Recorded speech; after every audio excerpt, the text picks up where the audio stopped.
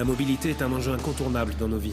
Pour les slashers qui domptent avec dextérité tous les rendez-vous de la journée, les centres d'entretien moto et scooter Dog Biker s'engagent à chaque instant pour que thermique comme électrique, vous puissiez toujours compter sur nous. Dog Biker.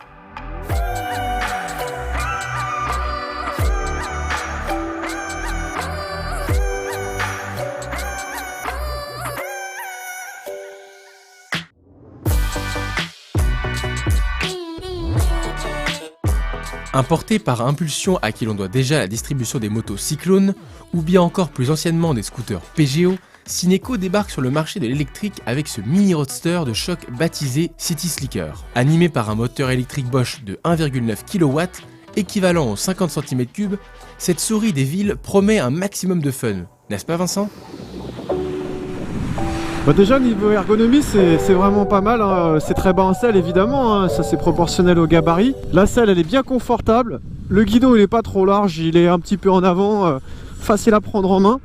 Les cale-pieds aussi ils sont bien larges et puis le grip il est très bon. En revanche le réservoir, je l'aurais bien vu penser différemment, du moins sculpter un peu mieux parce que ça n'épouse pas forcément parfaitement les cuisses. J'aurais bien voulu l'avoir un peu plus remonter un peu plus cette selle parce que en cas de gros freinage il y a quand même moyen d'écraser les bijoux de famille et de faire de la purée quoi.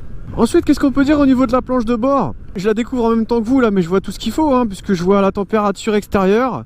Ah non, c'est la température moteur parce que 27 degrés ça m'étonnerait. Qu'est-ce que je vois d'autre? Je vois la vitesse numérique qui s'affiche, j'ai un triple odomètre et puis j'ai également, très important, le niveau de la batterie en pourcentage. Je vois les feux de détresse, une commande d'appel de phare et on a même une marche arrière, donc décidément il y a vraiment tout ce qu'il faut.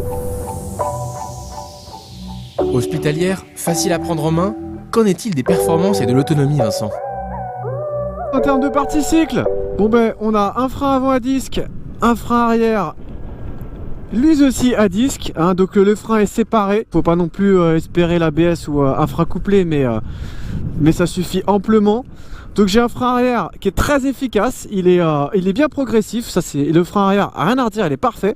Le frein avant il est un peu plus spongieux, on a un temps de réponse qui est un petit peu plus long.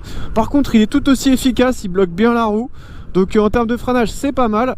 À l'avant c'est une fourche inversée, donc c'est pas trop ferme, c'est plutôt pas mal, ça encaisse bien les chocs, ça absorbe bien. À l'arrière par contre c'est un peu plus ferme, je trouve que c'est pas très progressif.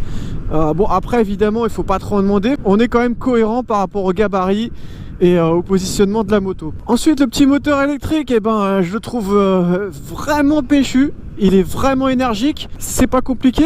Pour moi c'est la moto la plus dynamique parmi celles que j'ai essayé en électrique, c'est vraiment efficace, aucune latence, c'est vraiment du on-off, ça part bien. Et puis on a deux modes de conduite, hein, donc on a le mode power et le mode eco, donc selon le mode choisi ça va influer sur la vitesse maxi, donc 45 km/h évidemment pour le mode power, et si on se met en mode éco on va plutôt plafonner à 35 km/h. Du coup naturellement ça va jouer sur l'autonomie.